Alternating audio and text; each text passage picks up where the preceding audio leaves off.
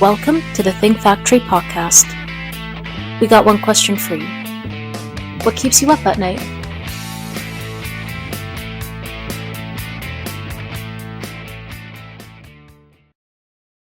Welcome back to the Think Factory podcast, powered by OGC Solutions.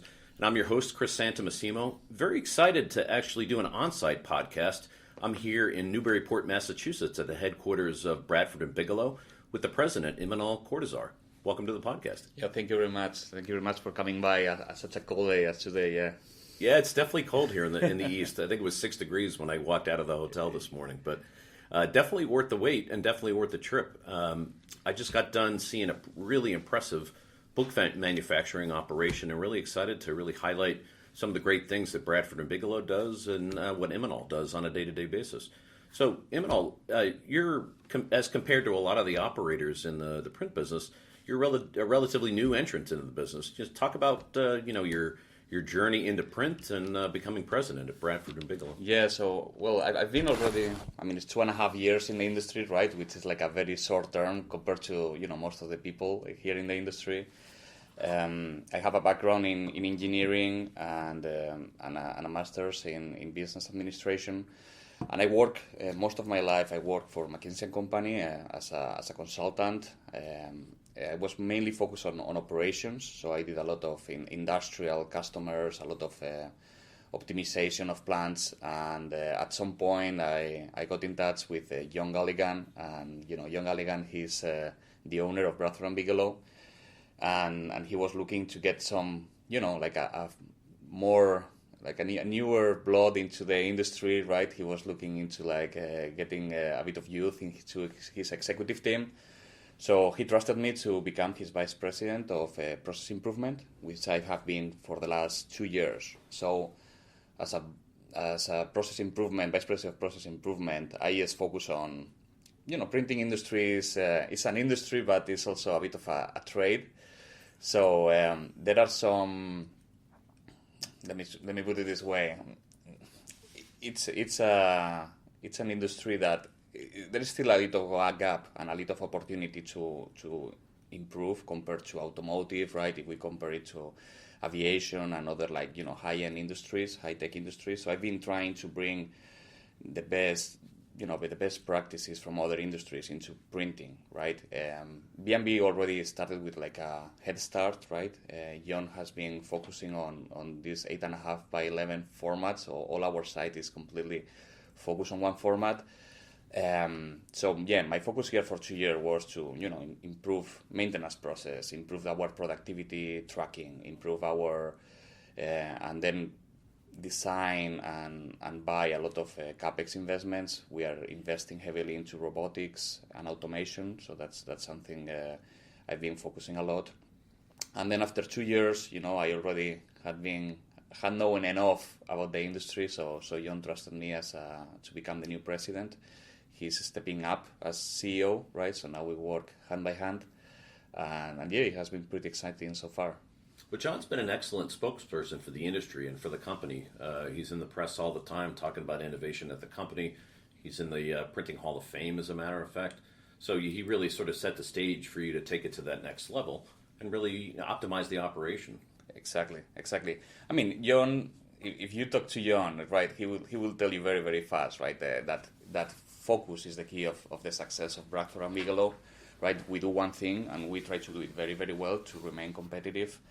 And exactly, I'm just trying to get this to the next level, right? Bringing in, all the innovation that we can, bringing in automation, but then not forgetting the people, right? Right now we were, staffing and getting talent into this industry is a big challenge. So we are not only investing in, not everything is capex and not everything is new equipment. We just started an apprenticeship program. We spend a lot of money every year to train people, to teach them from managerial skills to the managers. We provide English as a second language for our Spanish-speaking operators, so they can get better and they can use that. They can communicate better inside and outside the business, right? Which is like a value for them. So Yeah, it's a moving industry, and it's, there are like a lot of aspects that we need to improve at the same time. Well, there's always more to do for sure, but I'm really intrigued by the apprenticeship program. Many operators in the business talk about the unavailability of labor, and they're always struggling to find good and experienced operators. But you're actually sort of training up your people to become those folks. Yeah, I think we've always trained up people, right? Like if you saw somebody with a bit, with talented and interested in a job, and with the technical skills, we always try to put him next to our best operators, so he would like learn the trade little by little. With the apprenticeship program, we have just giving it a structure, right? So we have like some financial rewards. We have some check. We have like some bureaucratic things that we think it helps, right? We have like a checklist, evaluation checklist. We keep up every couple of months into the progress. We offer them some coaching from managers and from other operators. So we just try to make, if somebody really wants to be an operator and they want to step up and get some, increase their salary, increase their value as operators, we just want to give them all the opportunities that we can. John has owned this company for 45 years, and there are some employees here that have been 25 years, 20 years. We have like a little award at the end of the year when everybody makes like a multiple of 5 years. We recognize them internally. So that's something we value, and we wanted to keep it going, and we want people to grow with us, right? So anything that we could put on the table that will help people grow technically, that's the best for them and the best for us, and the way to keep on going. Yeah, I think a lot of companies forget that. They think that buying the shiniest new piece of technology or the prettiest machine out there is going to solve all their problems. But to your point, if you don't have the right people operating them, the machines don't mean much. Yeah, and I'm the first one. As I told you, I'm an engineer by training. I love equipment. I went to Drupa a couple of months ago, and all these robots, all this new technology up and down, and I'm the first one that I'm very excited when it comes to planning new investments. But then you need people to run it, right? So right. We have a perfect bound. We have a perfect bound line, a Corona line, which is our workhorse, right? Like 60 or 70% of our production goes through that line, and we just bought a new palletizer, automatic labeling, state-of-the-art stacker, and then we are going to have like a dual circuit. We will be able to drill in line with a high-speed drill, right? So we have spent a significant amount of money into that line, but now we are gonna, and we're gonna eliminate some labor, but actually we will need one more operator, one more skill operator, and we will need our maintenance team to maintain all that equipment. So at the end of the day, the bottleneck there is gonna be, we need very good operators to manage that very complex line, right? The line is gonna be very efficient, but the complexity is gonna really increase. So we need people to be good with equipment. And today's equipment, in the old days everything was wrenches and grease, but now all the equipment comes with screens. More and more you can log in online to whatever portal from the manufacturer. So even the skill set for operators is different than what it was a couple of years ago. Yeah, it's much more working with a keyboard and a mouse than it was, to your point, flipping switches or using wrenches, right? Yeah, exactly. Yeah. Like we see a lot of the difference with digital printing versus offset printing. We have 2-man Rolands, which are state of the art, and we're very happy with them. But it still require a lot of mechanical interaction. But we have like a pace-wide HP T490, and when that one breaks, you just open it and it looks like your computer at home, right? So yeah. And it is, right? And it is, right? So it's like, okay, like let's call HP really fast, right? Because there is no way, provided, and I'm not saying that happens very rarely, right? But yeah, and then the HP will have their own portal, and it's just like another ways to solve problems. But they need to be able to access a menu, and they need to be able to be good with computers, not just with mechanical items, but also with computers. Yeah. Well, that really trickles down to the operators. It's not the same job to run an offset press as it is to run a digital press. Yeah. So you're really upskilling those folks as well. Exactly. Yeah, no, it reminds me with modern cars, right? Back in the days, we were able to open the hood and have a look to your car. Now you open the hood and you find a black box, right? Yeah, and that's the only way you diagnose, right? Exactly, yeah. So the same thing. One thing that was really impressive as we walked through the plant, not just the equipment, but the Wall of Fame, where you recognize employees for basically achieving goals and finding new solutions to problems. Maybe you could talk about that too. Yeah. So as I said, people is very important in Bradford and Bigelow, and we expect people to stay with us for a long time. So and I know that's not that common anymore in the workplace, right? So so what we want is people that stay with us for a long time, but still have this hunger and has this ambition to provide their best every day, right? So we have this reward system. We just give a $50 to employees that go beyond their normal role, and that can have like a different shapes, right? One example is people catching quality defects that are not related to their workforce. Sometimes we find people in the bindery catching printing errors, right? Or people in shipping that didn't they catch some sort of quality mistake before it goes to the customer. We also have a productivity system, so we have some standards, and we know statistically what is our typical production. So people that would exceed, would make 1 in 100th type of shift, we will also award them with this $50. And so that's our way of saying thank you, right? It's a great accomplishment by them. People really look forward. They like to see their faces in the cafeteria when we post the picture with the $50. They like to have $50. I mean, I think everybody likes. Yeah. Everybody likes, and it goes a long way, right? I've seen, as a consultant, I've seen a lot of corporate programs of reward, but I've never seen something like this. This is so instantaneous, and people know. We even get texts in the weekends when people are running on the weekend. If the bindery operator would think that his numbers are good enough, he will already text us and say, "Hey, I think I got it. I got it. Right? Wait for Monday. We need to know the final result, the final numbers." Oh, that's cool. People are actually paying attention to it, and in fact, I noticed on the Wall of Fame. By the way, you better get a longer wall because you have so many folks that made it. Yeah. No, but there were multiple people even on the same day. It looks like there's either lots of people looking out and trying to perform, or they're working together. Yeah. No, it's crazy what this program does, and I'm very grateful. I don't know, as an example, our standard for make readies on our teams on presses.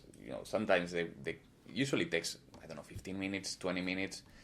We see shifts where people did 23 make readies in 4 minutes as an average. That's working really, really hard, right? And they are proud of it, and we are really happy that they work toward the same goals as we do, right? Which is getting the maximum we can of our assets. Well, as a consultant and now as a president, idle time in a factory is really the curse, right? Oh, so if you can minimize that idle time, exactly, that's money to the bottom line for sure. Exactly, yeah. Do a lot of your customers focus on sustainability the same way that B&B does? Is that really at the a central focus for them? Because apparently the company's done really well to focus on sustainability. I mean, we do focus in sustainability, and we just appointed a permanent position, and we just appointed a environmental manager. One of our vice presidents is taking over that function because we believe in it. I mean, we only have one planet, right? And we have to live with it. And printing is not the most environmentally unfriendly.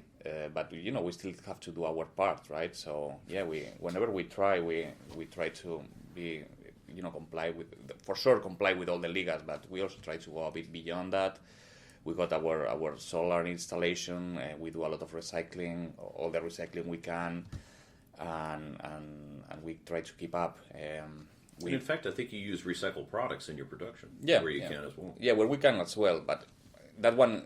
Well, we can as well, definitely. Yeah. But we don't see that many customers willing to pay the price increase for that, right? Mm-hmm. So that's something that we've seen more people asking for it. We haven't seen the more people willing to pay for it. So we do offer recycled paper. We do offer a lot of every single. We are certified in FSC, SFI. We have all the certification available. We don't see that many customers asking for it. or willing to pay the price differential for it, which I think is something is gonna change, right?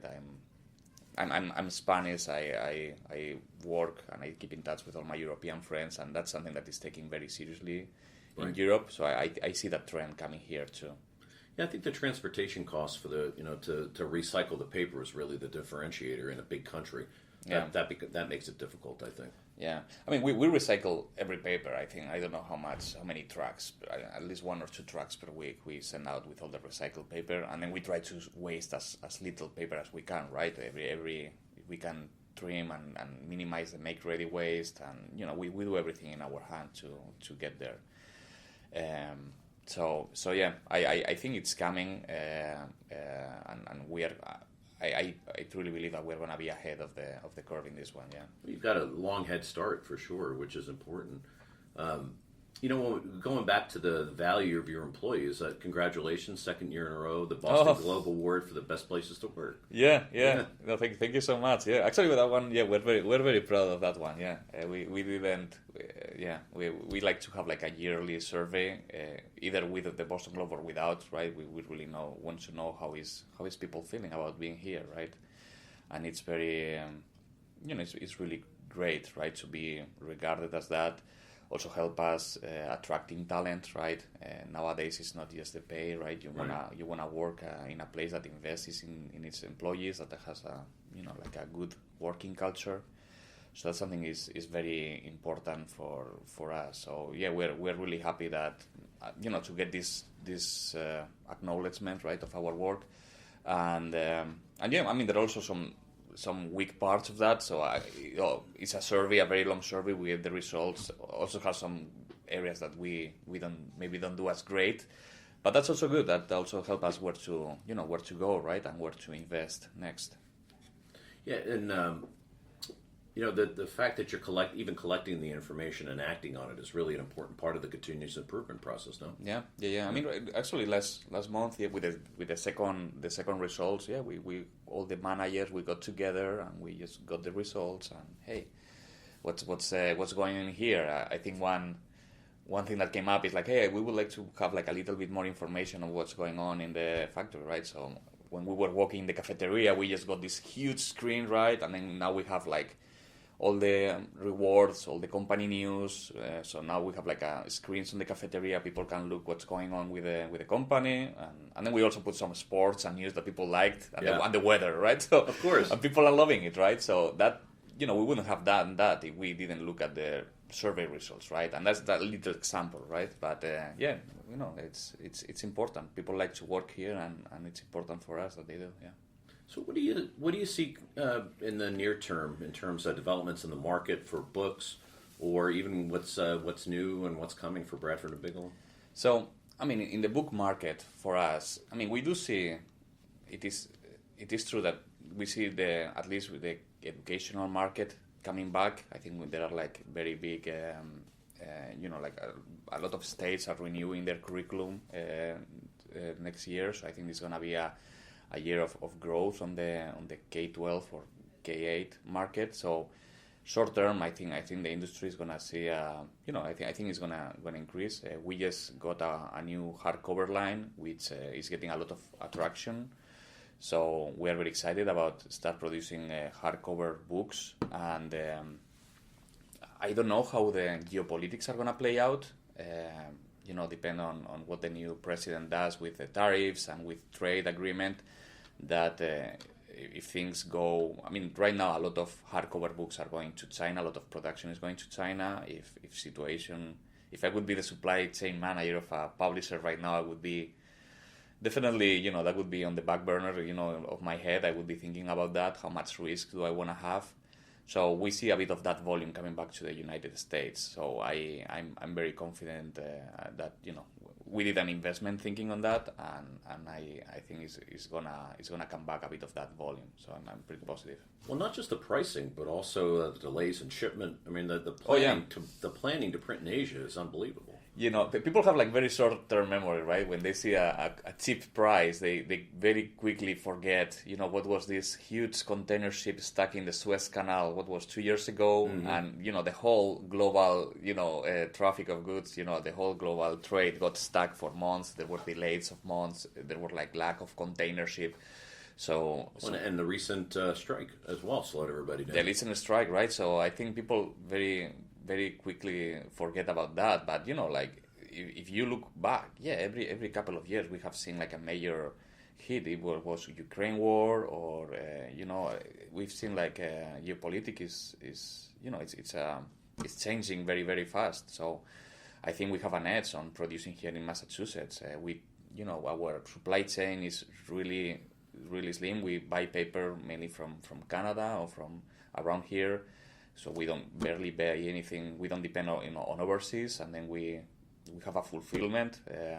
So we have like a warehousing, and so with warehousing and distribution.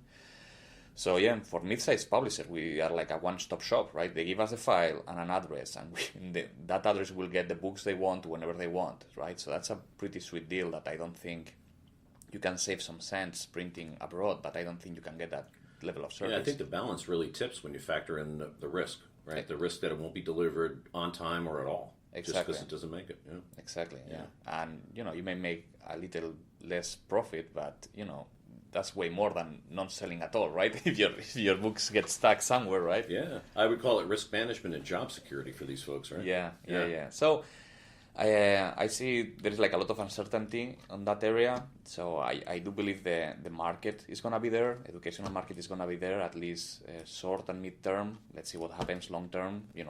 Long-term, who knows, with all this AI coming in, there is like a lot of question marks, which I don't know where it's going to go. But yeah, I think short-term, I think we're going to be good. Yeah. Well, at the end of the day, schools need books. No matter how much AI or how much FaceTime on the computer the students are going to have, you need books. Right? Well, and I see, actually, I mean, this is not my turf, right? But as a father of two, right, and I'm very big into technology. I use AI, daily, on a daily basis. And I think it got too good for its own sake. I think there was a point during COVID and a bit after that people really transitioned to digital and had their kids with an iPad and reading the books on an iPad, which for some things is actually pretty good, right? Very convenient. But I think we're at the point that AI is too smart. It's just too smart, right? Because before, if your kid had a book on an iPad, he could do the math with a calculator, and that was it, right? Now he asks for ChatGPT, he can get the full essay out of. Right, so I think AI is I think at this point is just too smart for a school environment, right? At least the AI, the generative AI that we know, that we have today, and I think that's gonna go against technology in schools, and that's my personal bet, right? I just don't want my kids to have and then having iPads and computers, right? When the kids are old enough, that's okay, but when they are young, it's great when I've seen a lot of programs, right? Public schools paying for iPads, and the first year everybody's very happy, but then they start breaking and they start disappearing, and they learn the hack to get video games going. So it's just a concern. As a father, I prefer, at least in the K-8 education, I just prefer them to be with books, right? That's learn how to write, not only with penmanship, but also to actually put words together so that they're prepared to be adults, right? Exactly. So I think educational market is going to be there for books, at least younger education. I do see for more sophisticated education, I do see, unfortunately, like a bit of like displacement of books, maybe in a bit of higher education settings, right? Yeah. That one I do see AI being very powerful to challenge and adapt to the way people learn. Yeah, but it can't be a cheat or a shortcut, because I think that takes the educational experience away. Exactly. They say, and maybe this is reflective of my generation. I forget which one I'm in. Yeah. But the point of the story is that the tactile sensation of a book. Oh yeah. Flipping the pages, actually reading it on the page, and being able to write with your hand. A lot of studies say that that's really the way you learn, as opposed to scrolling through a screen. It's a little bit harder to really absorb the information. Yeah. So hopefully that's part of your success in the future too. Yeah, I hope. Yeah. Yeah, and stability, right? Yeah. Well, Imanol, it was a pleasure to get to know you. Again, this has been Imanol Cortazar from Bradford and Bigelow, the relatively new president, so congratulations. Thank you. Just tell people where they can find you on the internet and get in touch with you. Yeah, so bradfordandbigelow.com, I believe. Any requests that you have, we are located in Newburyport. This time of the year, pretty cold, but in summer it's a great place to visit. So, anybody that has some interest just can reach out to us, and it's a beautiful place to come here, and we are happy to have people visiting the plant and visiting the site. So, yeah. Well, just to correct you there, it's a great place to visit if you want to see a very cool and smooth running factory that prints books any time of the year, even though when it's cold outside. Yeah, it's still warm inside at Bradford and Bigelow. So. Yeah. So, well, this has been Chris Santamassimo from OGC Solutions, the host of the Think Factory podcast. Thanks for joining us today, and we'll see you next time.